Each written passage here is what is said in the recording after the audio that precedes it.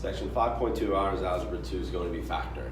Now, factoring is going to be another way of solving. We used solving by graphing, and that's where you graphed it and you looked where it crossed the x-axis. Those would be your solutions. If it didn't cross the x-axis, that's where it would have imaginary solutions, which again we'll talk about later on. Factoring is a good method. Some people get very good at factoring. They can do it mentally in their head just by looking at the equation. The downside of factoring is that not every equation can be factored. Okay, so we're going to learn 4 methods of factoring and what factoring actually is and how it can be used to solve. Okay. Now, factoring is just reverse multiplication. When we do the distributive property or foiling, multiplying 2 binomials together, we're going to be going backwards. We're going to take a single polynomial and we're going to break it up into smaller polynomials. So we're going to be breaking it down, and then once you break it down, that's what those smaller polynomials are what you're going to solve to find the value of x. Now the 4 methods we're going to look at: greatest common factor, trinomial into 2 binomials, grouping, and difference of 2 squares. You're going to have to be able to look at the equation and decide what method is the best for your situation. Okay? Each equation is going to be a little different, and the faster you recognize which method to use, the better and the easier factoring is going to be. Okay, so we're going to start off by looking at the greatest common factor, or the GCF. This is important because this is usually going to be your starting point. Okay? Now, greatest common factor, you need to find what is the highest value that can divide into all values that you're looking at in your polynomial. So if we're looking at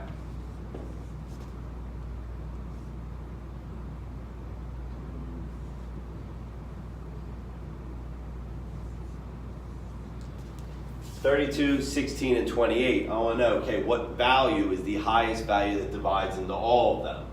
Okay, that would be the greatest common factor. So you need to think through, okay, what are the factors of 32, factors of 16, factors of 28? Okay, this is something that mentally you should be able to start doing pretty easily. So you're looking at that. The highest value I see that's going to go into all of them is going to end up being 4.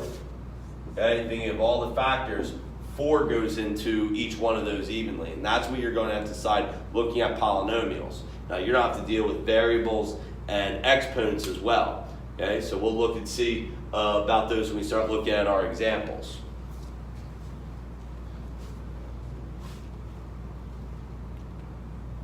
Okay, so look at what the greatest common factor is. It's the number that divides into each value. It's the highest value that divides into each of the values that we're going to be looking at, or each of the terms in our polynomials. So here we're looking at 9x to the 4th plus 15x cubed minus 27x squared. You kind of want to just ignore that equals 0 for right now. It does have to be in standard form, so we're good. We're in standard form. It was equals 0, but that's not going to have anything to do with our factoring. We're just looking at this part here. So if you're looking at each one of those terms, first look at the coefficients, 9, 15, and negative 27. The highest value that goes into all of them would be 3. Now, they also each have a variable with it. And what the key is, you're going to be taking the variable with the lowest exponent. Okay? That's going to be the factor that divides into all of them. So x squared divides into x to the 4th, divides into x cubed, divides into x squared. So that's going to be our greatest common factor. 3x squared. Now this is going to look like reverse distributive property. That's going to be our term that's outside the parentheses, and now we're just going to do some division and subtraction. Think about how you divide exponents and variables. When you're dividing x to the 8th over x to the 5th, you would subtract your exponents and have x cubed. Well, that's the same thing that's going to happen here. 9 divided by 3 is 3.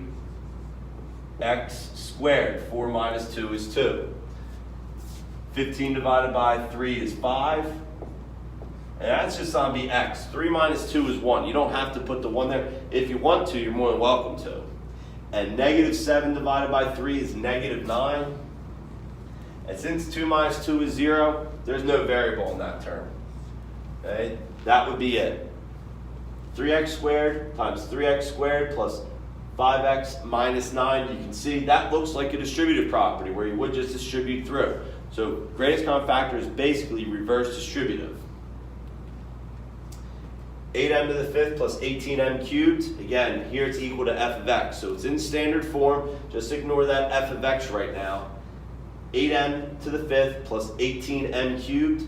I'm going to say our greatest common factor is 2m cubed.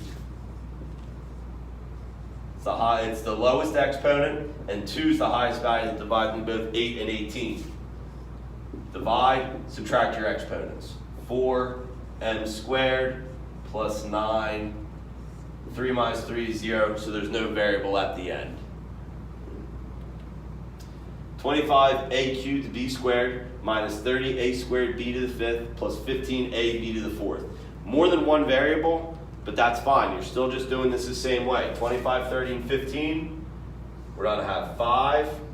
A with the lowest exponent is a here, and b squared. And there's our greatest common factor. And now you're just doing the same work, just a little more of it. 5a squared. The b's cancel out. Negative 6a b cubed. And 3, the a's cancel out this time, b squared. So again, more than one variable, it's all the same work, just a little bit more of it.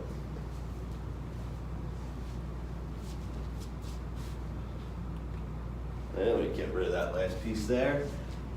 8x squared plus 10x minus 2. Now, not all three terms have a variable to it. You don't have to have a variable in your greatest common factor.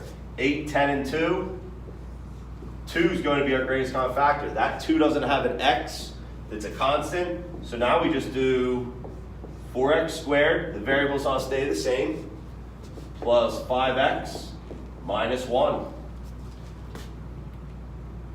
7y to the 5th minus 10y to the 4th plus 14y cubed. This time looking at the coefficients 7, 10, and 14. 1 is the only value that divides into all three of those. Okay? And 1 dividing by 1 doesn't change anything. So we're not going to worry about the coefficients. We're going to go right to our variable, y to the 5th, y to the 4th, y cubed, since 3 is the lowest variable, lowest exponent. And now the 7, the 10, and the 14 is what's all stay the same. 7y squared minus 10y plus 14. And the cubes cancel each other out.